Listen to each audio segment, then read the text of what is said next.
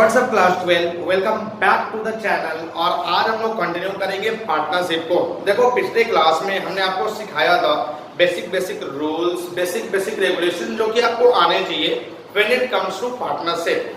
अब आज के वीडियो में मैं आपको सिखाने वाला हूँ पार्टनरशिप अकाउंटिंग, यानी पार्टनरशिप में किस तरह से अकाउंट्स बनाए जाते हैं, किस तरह से सारे जर्नल एंट्रीज रिकॉर्ड किए जाते हैं, कौन कौन से अकाउंट्स बनाए जाते हैं, इन सारे चीजों को मैं आज के वीडियो में आपको बताने वाला हूँ। देखो अब सबसे पहले अगर हम लोग बात करें पार्टनरशिप अकाउंटिंग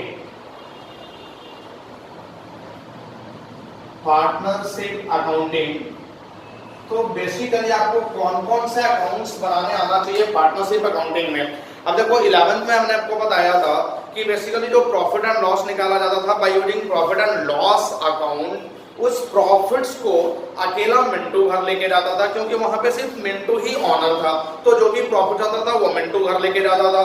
बट क्लास 12 में हम लोग क्या पढ़ रहे हैं, पार्टनरशिप अकाउंटिंग। अब पार्टनरशिप में तो दो पार्टनर्स हैं, एक है मिंटू और एक है मिंटी।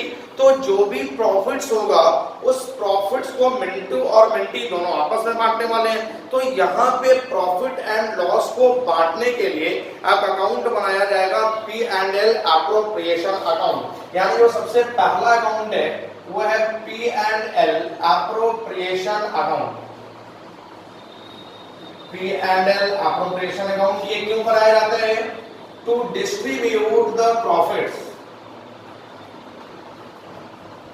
यानी फर्म्स के प्रॉफिट्स को डिस्ट्रीब्यूट करने के पर्पस से बनाया जाता है P&L एप्रोप्रिएशन अकाउंट। अब देखो प्रॉफिट एंड लॉस कहां से निकलता है, ये क्लास 11 में हमने सीखा था बाय यूजिंग P&L अकाउंट। लेकिन क्या क्लास 12 में भी हम लोग को प्रॉफिट एंड लॉस निकालना है? नहीं, यहां तो प्रॉफिट एंड लॉस गिवन होगा, यहां प्रॉफिट एंड लॉस को बांटना है। यानी पार्टनरशिप कहां से शुरू होता है?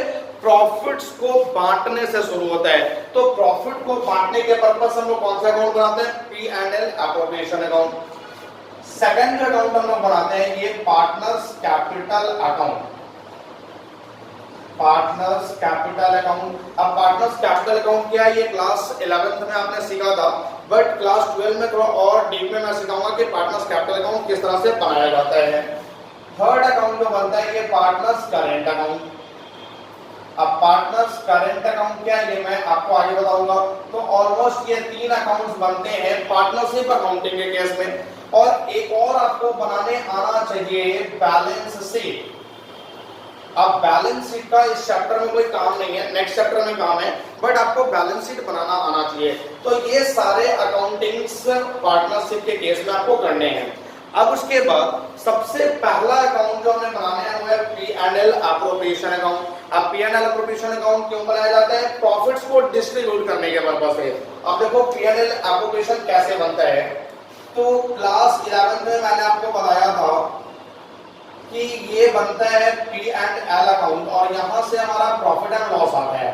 तो P&L अकाउंट हम लोग कैसे बनाते थे कि फर्म्स के जितने भी इनकम्स थे उन सारे इनकम्स को हम लोग इधर रिकॉर्ड कर देते थे, और फर्म्स के जितने भी एक्सपेंसेस थे उन सारे एक्सपेंसेस को हम लोग इधर रिकॉर्ड कर देते थे।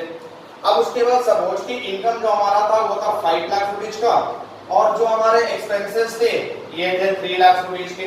जो भी एक्सपेंसेस थे ये 3 लाख रुपीज के। उसके बाद यहाँ हम लोग प्रॉफिट निकाल दिया करते थे। तो प्रॉफिट हमारा कितना आ जाता था? 5 लाख इनकम कमाए, 3 लाख का खर्चा कर दिया, तो प्रॉफिट आ जाते थे 2 लाख, और ये अकाउंट हमारा बंद हो जाता था। अब यहाँ पे देखो ये अकाउंट ऑलमोस्ट आपने सीखा हुआ है, अगर नहीं भी सीखा हो तो ऑब्वियसली आपको समझ में आ रहा होगा कि इतना इनकम हुआ, इतना खर्चा हुआ, तो ये प्रॉफिट्स हो गए। अब इस प्रॉफिट्स को पार्टनरशिप फॉर्म में कैसे डिस्ट्रीब्यूट करना है ये सीखना है हम लोगों को, कि इस प्रॉफिट्स को डिस्ट्रीब्यूट कैसे करना है। देखो अब जो भी प्रॉफिट्स होगा इस प्रॉफिट में से फॉर्म ने अपने पार्टनर्स के कैपिटल पे कुछ इंटरेस्ट देना है, कि अगर कोई पार्टनर्स ने कैपिटल लगाया है तो वो फॉर्म से इंटरेस्ट मांगेगा। तो फॉर्म इंटरेस्ट कहां से पे करेगी? इसी प्रॉफिट से पे करेगी।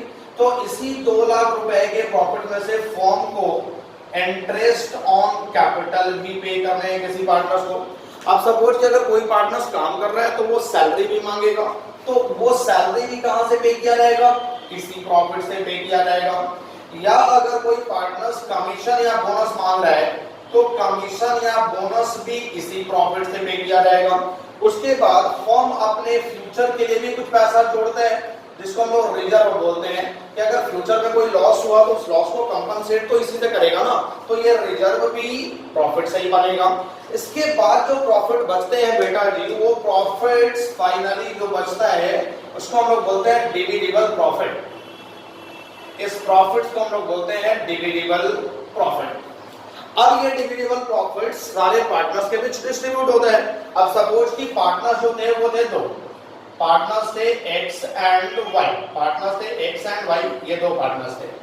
अब ये जो प्रॉफिट्स को बांट रहे थे, इनका डिट बना हुआ था कि प्रॉफिट्स को बराबर बराबर बांट रहे थे। तो बराबर बराबर को हम लोग कैसे लिखते हैं, किस तरह से, 1:1।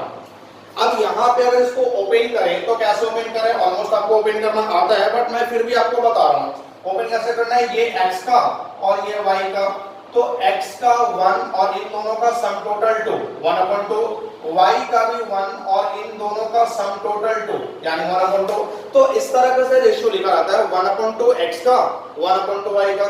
अब सपोज कि 1:1 ना होता, 3:2 होता, 3:2, तो इसको कैसे ओपन करते, 3x का और इन दोनों का सम टोटल 5, 2y का और इन दोनों का सम टोटल 5, इस तरीके से इसको हम लोग ओपन करते।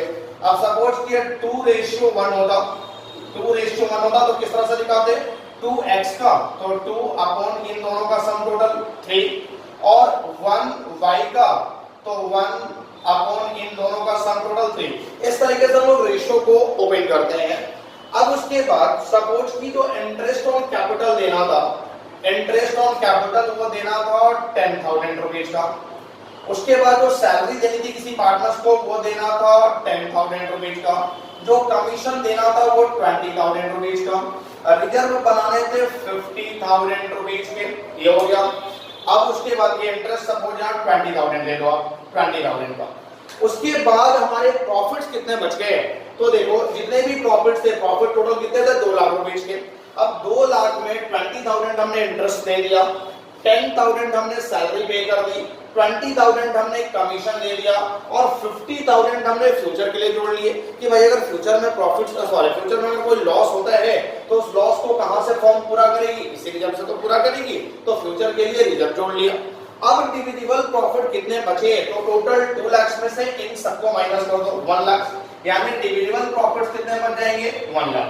अब इसी डिविजिबल प्रॉफिट्स को x और y, यानी यहाँ पे x का मतलब मिंटू और x का मतलब मिंटी, तो ये 1 लाख रुपीस के प्रॉफिट्स को मिंटू और मिंटी आपस में डिस्ट्रीब्यूट करेंगे। तो डिस्ट्रीब्यूट कैसे करेंगे, इन सबको कैसे रिकॉर्ड करेंगे, देखो आप इसको समझो। इन सबको रिकॉर्ड हम लोग कहाँ करेंगे, अभी हमने पढ़ा कि प्रॉफिट्स को डिस्ट्रीब्यूट करने के पर्पस से क्या बनाया जाता है, P&L एप्रोप्रिएशन अकाउंट। तो इन सबको जिस अकाउंट में हम लोग रिकॉर्ड करने वाले हैं ना, उसी को हम लोग बोलते हैं बेटा जी P&L एप्रोप्रिएशन अकाउंट। तो देखो P&L एप्रोप्रिएशन अकाउंट किस तरह से बनता है, P&L एप्रोप्रिएशन अकाउंट, ये बनता है हमारा P&L एप्रोप्रिएशन अकाउंट, ये इस तरह से, ये P&L एप्रोप्रिएशन का फॉर्मेट हो गया। रुपीज पर्टिकुलर,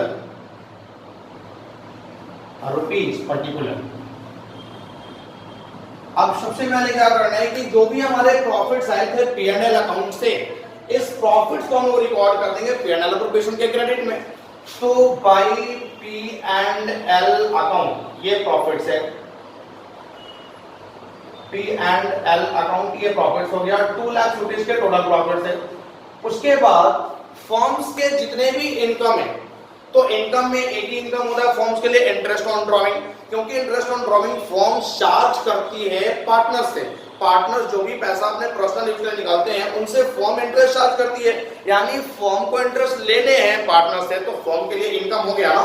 और फर्म के जितने भी इनकम है उनको क्रेडिट में रिकॉर्ड करा जाएगा as per the nominal account rule.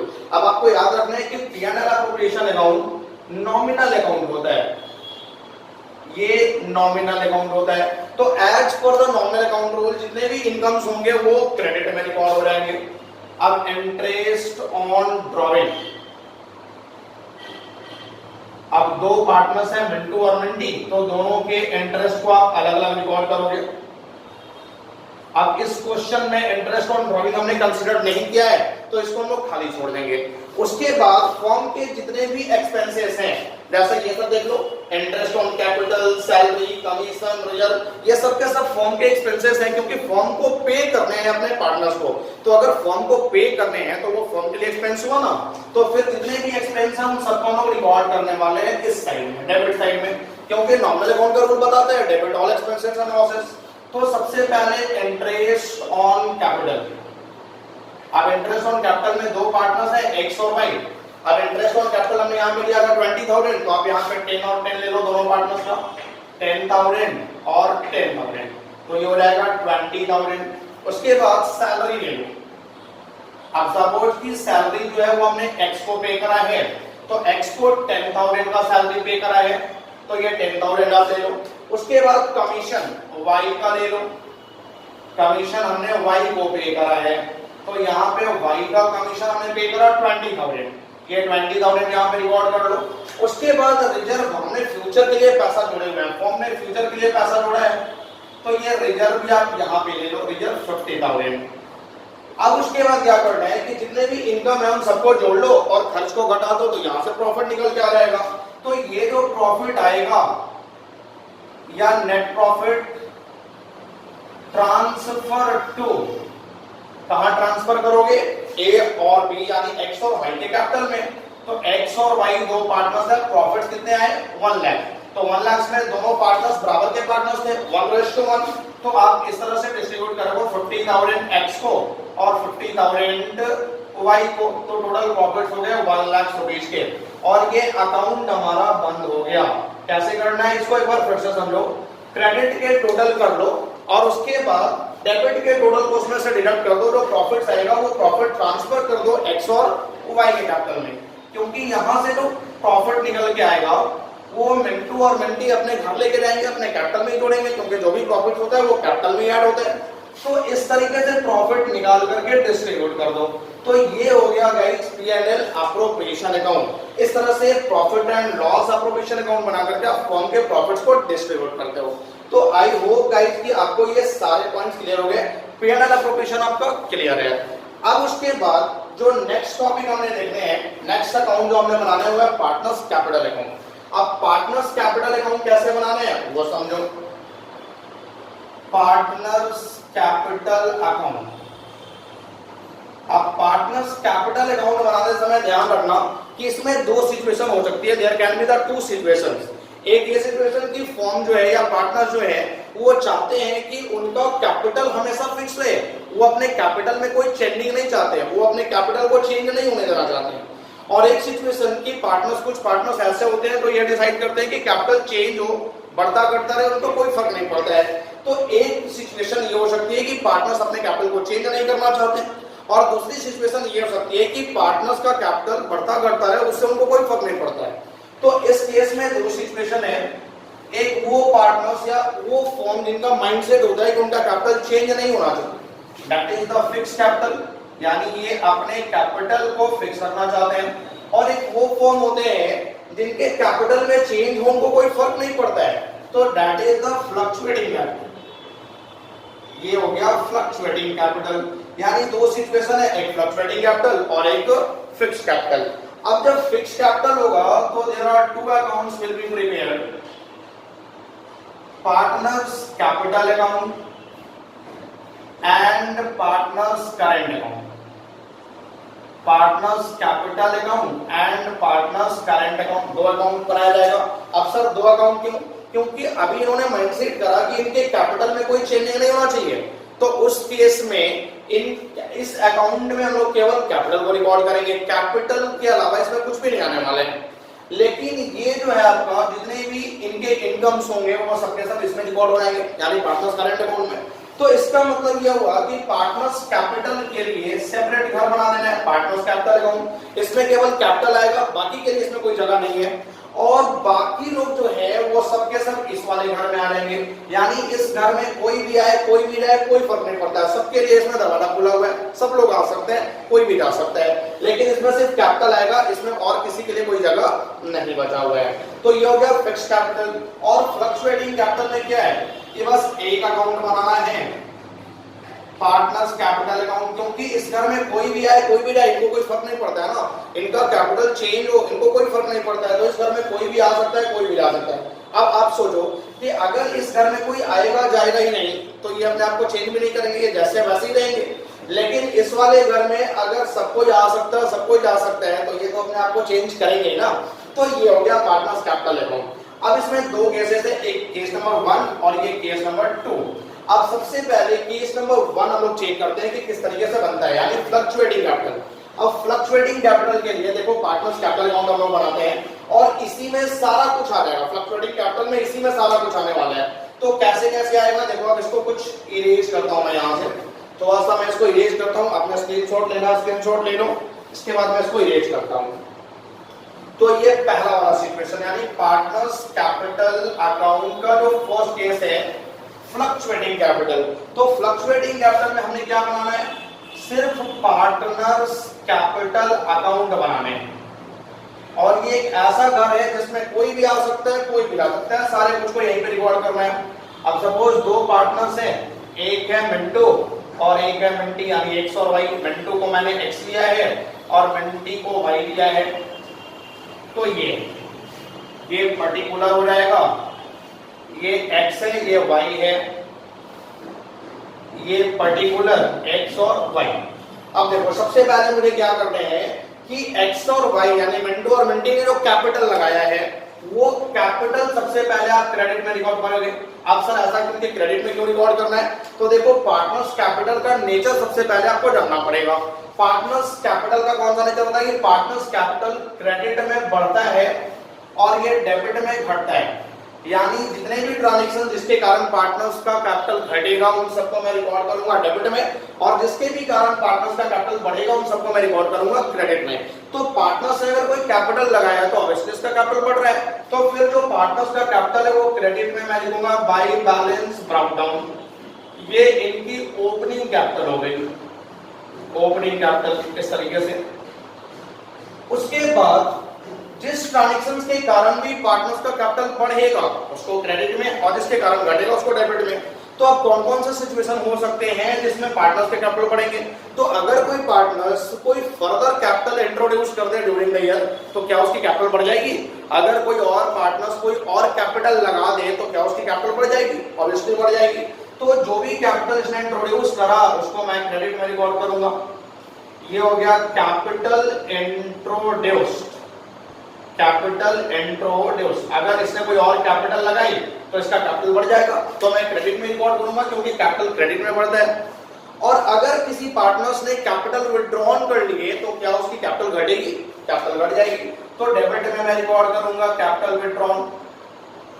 ये आ जाएगा कैपिटल विथड्रॉन। तो अगर किसी पार्टनर्स ने कैपिटल निकाले तो उसकी कैपिटल घटेगी, तो उसको मैं रिकॉर्ड कर दूंगा डेबिट में। उसके बाद जितने भी पार्टनर्स के इनकम होने वाले हैं उन सबको रिकॉर्ड करना है क्रेडिट में। तो पार्टनर्स के कौन से इनकम है आप याद करो, अभी हमने बताया कि जो फॉर्म के लिए खर्चा है, फॉर्म को पे करना है, तो जो फॉर्म के लिए खर्चा है वो पार्टनर्स के लिए इनकम। तो जितने भी इनकम है उन सबको मैं रिकॉर्ड कर दूंगा क्रेडिट साइड में। जितने भी इनकम है इन सबको क्रेडिट साइड में रिकॉर्ड कर दूंगा। जैसे इंटरेस्ट ऑन कैपिटल, अगर कैपिटल पे इंटरेस्ट मिलेगा तो फॉर्म में पार्टनर्स का कैपिटल इंक्रीज करेगा, या फिर किसी पार्टनर्स को सैलरी मिलेंगे या किसी पार्टनर्स को कमीशन या बोनस मिलेंगे, तो इन सबको यहां पे रिकॉर्ड कर देना है क्रेडिट साइड में। अब एक चीज का ध्यान रखो कि सबको तो आपने रिकॉर्ड कर दिया, क्या रिजर्व भी यहां आएगा, नहीं। तो रिजर्व यहां क्यों नहीं आएगा, देखो रिजर्व जो हमने बनाए थे ये पार्टनर्स के लिए थोड़ी ना बनाए थे, ये तो फॉर्म अपने फ्यूचर में होने वाले लॉस को कंपनसेट करने के लिए बनाया था। तो ये फॉर्म इसको पार्टनर्स के बीच डिस्ट्रीब्यूट नहीं करेगा, ये उसको लायबिलिटी के रूप में छोड़ देगा जब तक कोई लॉस नहीं हो जाता है। तो ये रिजर्व यहां कभी भी नहीं आएगा, याद रखो। उसके बाद जो प्रॉफिट्स हुए हैं और वो प्रॉफिट्स को हमने बांटा है एक्स और वाई के बीच, तो ये प्रॉफिट भी आ जाएगा यहीं पे बाय P&L एप्रोप्रिएशन।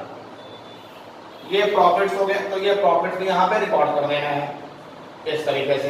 तो जितने भी आइटम जो फॉर्म के लिए एक्सपेंसेस थे बट पार्टनर्स के लिए इनकम थे वो सबके सब क्रेडिट में गए क्योंकि पार्टनर्स का कैपिटल बढ़ेगा। अब उसके बाद जो भी फॉर्म्स के लिए इनकम थे, फॉर्म ने इंटरेस्ट ऑन ड्रॉइंग चार्ज किया, फॉर्म के लिए क्या हो गया इनकम, क्योंकि फॉर्म ने पार्टनर से लेना था तो वो पार्टनर्स के लिए क्या हो गया एक्सपेंस। तो फॉर्म के लिए जो इनकम थे वो पार्टनर्स के लिए एक्सपेंस बन जाते हैं, और जितने भी एक्सपेंसेस होंगे वो पार्टनर्स कैपिटल के साइड में रहेंगे डेबिट में, क्योंकि ड्यू टू एक्सपेंसेस कैपिटल घटेगा, और जिसके कारण भी कैपिटल घटेगा वो सबके सब आ जाएंगे डेबिट में। तो इसमें सबसे पहला आएगा ड्रॉइंग। अब एक चीज का ध्यान रखना कि यहाँ पे कैपिटल विड्रॉल था और ये ड्रॉइंग है, दोनों में क्या डिफरेंस है मैं आपको आगे समझाऊंगा, अभी फिलहाल इसको यहीं पे समझो। उसके बाद interest on drawing, interest on drawing, तो ये सारे कुछ यहाँ पे आ जाते हैं। और अगर यहाँ प्रॉफिट एंड लॉस एप्रोप्रिएशन में लॉस को आपने डिस्ट्रीब्यूट किया, यानी यहाँ से लॉस निकल के आया और आपने फाइनली पार्टनर्स के बीच लॉस को डिस्ट्रीब्यूट किया है, तो फिर वो लॉस भी डेबिट में ही आ जाएगा। P&L एप्रोप्रिएशन, ये लॉस आ गया डेबिट में। तो इस तरीके से आपको सारे आइटम को रिकॉर्ड कर लेने हैं। अब उसके बाद इसको बंद करने हैं। तो स्ट्रेट फॉरवर्ड जैसे आप लेजर को बंद करते हो वैसे ही आप इस लेजर को भी बंद करोगे। देखो इसमें क्रेडिट के टोटल पहले कर लेने हैं और उसमें से स्ट्रेट फॉरवर्ड डेबिट के टोटल को माइनस कर देने हैं। सबसे पहले क्रेडिट के टोटल कर लेने हैं और स्ट्रेट फॉरवर्ड डेबिट के टोटल को माइनस कर देने हैं। तो जो बैलेंस यहाँ पे आ जाएगा वो हमारा क्लोजिंग कैपिटल हो जाएगा, यानी बैलेंस कैरिड डाउन। ये हमारी पार्टनर्स की क्लोजिंग कैपिटल निकल के आ गई, ये क्लोजिंग कैपिटल आ गई इस तरीके से। तो ये हो गया हमारा फ्लक्चुएटिंग कैपिटल। अब देखो इसमें जितने भी आइटम है सारे कुछ आ गए, यानी सबके लिए ये घर खुला हुआ है, कोई भी आ सकता है, कोई भी आ सकता है। अब जब इन सबको आपने रिकॉर्ड किया तो इनका कैपिटल क्या फिक्स रहा? नहीं, इनका कैपिटल तो चेंज हो गया। फ्लक्चुएटिंग कैपिटल यानी जब इसमें इंटरेस्ट दिया गया तो ये पार्टनर्स कैपिटल इंट्रोड्यूस करा, सैलरी मिली, प्रॉफिट मिली, तो इनका कैपिटल तो बढ़ गया। तो ये कैपिटल कभी भी फिक्स नहीं रहता है, टाइम टू टाइम फ्लक्चुएट करते रहता है, that is called the fluctuating capital. तो ये हमारा केस नंबर 1 हो गया, फ्लक्चुएटिंग कैपिटल। अगर कोई भी पार्टनर्स अपने कैपिटल को चेंज करना चाहते हैं, उससे उनको कोई फर्क नहीं पड़ता है, तो फ्लक्चुएटिंग कैपिटल इस तरीके से बनेगा। अब केस जो हमारा सिचुएशन नंबर 2 है, क्या है कि यहाँ पे पार्टनर्स ने माइंडसेट करा हुआ है कि भाई उनका कैपिटल चेंज नहीं होना चाहिए, उनका कैपिटल फिक्स होना चाहिए, वो अपने कैपिटल को चेंज नहीं करना चाहते हैं। तो उस केस में मैंने आपको बताया कि 2 अकाउंट बनेंगे, पार्टनर्स कैपिटल अकाउंट, उसमें केवल कैपिटल को रिकॉर्ड किया जाएगा क्योंकि उन्होंने अपने कैपिटल को चेंज नहीं करना है, और तो दूसरा एक घर बनेगा वो पार्टनर्स करेंट अकाउंट, क्योंकि ये सारे आइटम्स वहीं पे आ जाएंगे। तो देखो सबसे पहले इस केस को समझने के लिए मैं इसको भी थोड़ा इरेज करता हूं। अब यहाँ पे आप समझो थोड़ा पार्टनर्स के, ये मैं इरेज कर रहा हूं पार्टनर्स सिचुएशन नंबर 2 में। पहले सबसे पहले ना है partners capital account, partners capital account, ये होगा, ये लो आपका बन गया पार्टनर्स कैपिटल अकाउंट।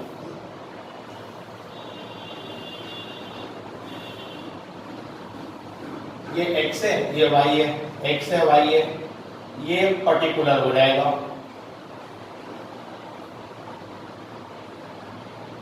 अब देखो इस कैपिटल में क्या करना है, सबसे पहले x और y ने जो कैपिटल लगाया बिगिनिंग ऑफ द ईयर में, वो कैपिटल को मैं लिख दूंगा क्रेडिट साइड में by balance brought down, by balance brought down, ये इनकी ओपनिंग कैपिटल हो गई। उसके बाद इनके कैपिटल को चेंज नहीं करना है, कैपिटल को चेंज नहीं करना है, बट आप खुद ही सोचो कि अगर ये पार्टनर्स खुद से ही कोई कैपिटल इंट्रोड्यूस करते हैं तो क्या इनके कैपिटल में चेंज होगी? ऑब्वियसली इनके कैपिटल में चेंज होगा।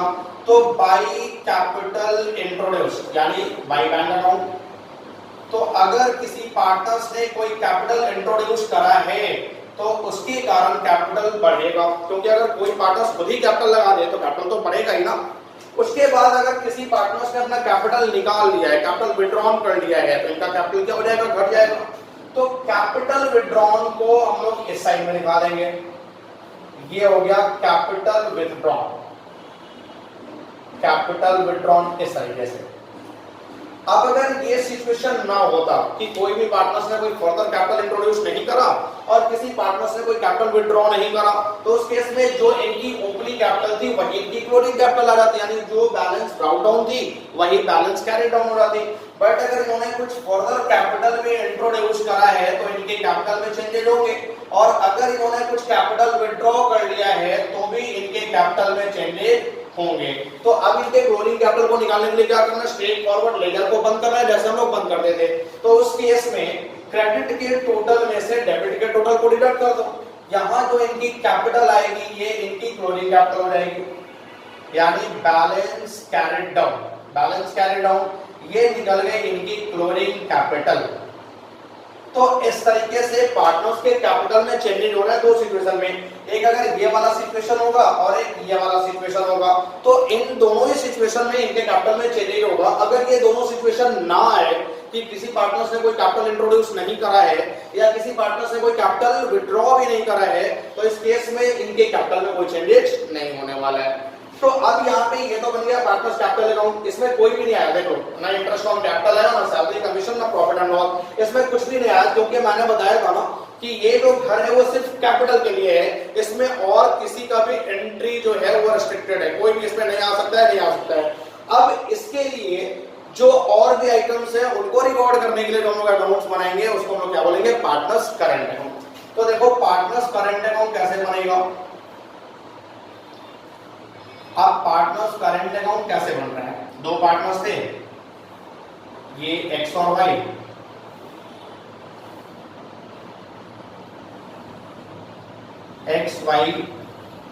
एक्स और वाई, पर्टिकुलर।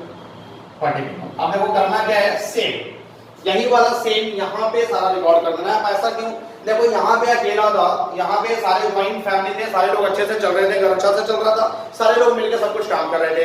बट अब इसी ज्वाइंट फैमिली में आपस में लड़ाई झगड़ा हुई, तो यहाँ से बहुत सारे लोग अलग होना चाहते हैं, तो फिर उनके दो घर बन गए, एक पार्टनर्स कैपिटल और एक पार्टनर्स करंट। अब देखो ये दोनों जो है ये दोनों एक साथ आ गए, ये दोनों एक साथ आ गए, ये भी इनके साथ ही आ गया और ये भी इनके साथ आ गया, तो ये चारों एक साथ आ गए एक घर में, ये लोग चले गए। और बाकी जो बच गए interest on capital, salary, commission, ये सब जो बच गए ये कहां जाने वाले, इस वाले घर में, यानी दो घर बन गया, एक ही फैमिली दो घर में डिवाइड हो गई।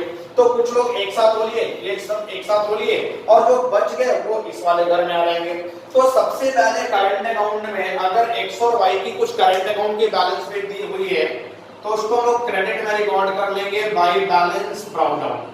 ये अगर करंट अकाउंट की ओपनिंग बैलेंस इनकी दी हुई है तो हम लोग क्रेडिट में by balance brown down record कर लेंगे, ये इस तरीके से।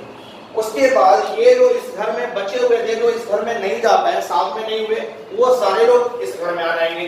तो interest on capital, interest on capital, उसके बाद बच गया सैलरी, तो बाई सैलरी, उसके बाद कमीशन या बोनस, तो बाई कमीशन और बोनस, उसके बाद प्रॉफिट्स यानी बाई P&L एप्रोप्रिएशन अकाउंट। ये सारे लोग बच गए थे तो ये इस घर में आ जाएंगे। और इधर से भी जो लोग बचे हुए हैं ड्रॉइंग,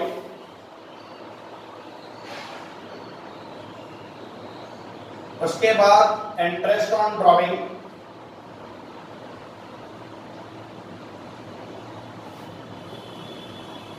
और लास्ट में बचा हुआ है अगर लॉस होता है तो to P&L appropriation, P&L appropriation ये आ जाएगा।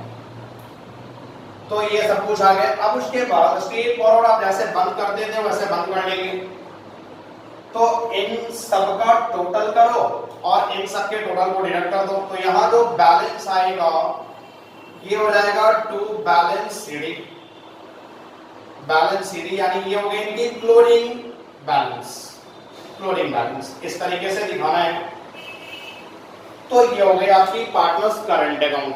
अब यहाँ पे एक डिफरेंस आ रहा था कि जो भी आपका कैपिटल विड्रॉन है और ड्रॉइंग दोनों में क्या डिफरेंस है। तो देखो कैपिटल विड्रॉन का मतलब कि किसी पार्टनर से अपने कैपिटल ही निकाल लिए, कैपिटल ही निकाल लिए भाई, किसी पार्टनर्स को पैसे की जरूरत हुई, उसके पास कोई भी पैसा नहीं बचा तो उसने जो भी कैपिटल लगाया था वो कैपिटल ही निकाल लिए, तो ये कैपिटल विड्रॉन हो गया। बट ड्रॉइंग का मतलब होता है आउट ऑफ प्रॉफिट। अगर किसी भी पार्टनर्स को कुछ पैसे अपने घर लेके जाने हैं घर के यूज के लिए, तो वो फॉर्म के प्रॉफिट में से कुछ पैसा निकाल लेगा, उसको हम लोग बोलते हैं ड्रॉइंग। तो ड्रॉइंग आउट ऑफ प्रॉफिट और एक ड्रॉइंग आउट ऑफ कैपिटल। जो ड्रॉइंग आउट ऑफ कैपिटल होता है वो कैपिटल विड्रॉन, और जो ड्रॉइंग आउट ऑफ प्रॉफिट होता है वो ड्रॉइंग। तो इस तरह से P&L appropriation account, partners capital account as well as partners current account में पार्टनरशिप अकाउंटिंग किए जाएंगे। पार्टनरशिप फॉर्म से रिलेटेड सारे ट्रांजैक्शंस को इन सारे अकाउंट्स में इस तरीके से रिकॉर्ड किए जाएंगे। तो आई होप कि आपको सारा कुछ क्लियर है। अब अभी आप फिलहाल पार्टनरशिप का अकाउंटिंग सीख रहे हो, जब ये चैप्टर खत्म होगा बेटा जी तो मैं आपको लास्ट में पार्टनरशिप फॉर्म के थ्योरेटिकल पार्ट का भी कंप्लीट सॉल्यूशन दूंगा। पार्टनरशिप का जितने भी थ्योरेटिकल पार्ट है उन सबको भी अच्छे से डीपली पढ़ाऊंगा, ताकि आप अकाउंटिंग में तो परफेक्ट हो ही रहे हो, आप पार्टनरशिप के थ्योरेटिकल पार्ट में भी उतने ही परफेक्ट हो जाओ। तो वो मैं लास्ट में आपको बताऊंगा, तब तक आप इसको पढ़ो, इसके नोट्स बनाओ, और अगर इसमें कहीं डाउट होता है तो आप कमेंट सेक्शन में मैसेज करो। तो आज के वीडियो में हमने सीखा P&L appropriation account, partners capital account as well as partners current account. अब मैं नेक्स्ट वीडियो में आपको सिखाऊंगा, क्योंकि अभी आपको बहुत कुछ समझ में नहीं आया होगा तो आपको टेंशन बिल्कुल भी नहीं लेना है। अब नेक्स्ट वीडियो में आपको सिखाऊंगा कि किस तरीके से इंटरेस्ट ऑन ड्रॉइंग कैलकुलेट करा जाता है, किस तरीके से इंटरेस्ट ऑन कैपिटल कैलकुलेट करा जाता है, किस तरीके से सैलरी और कमीशन कैलकुलेट करा जाता है, ये सब मैं आपको सिखाने वाला हूँ नेक्स्ट वीडियो में।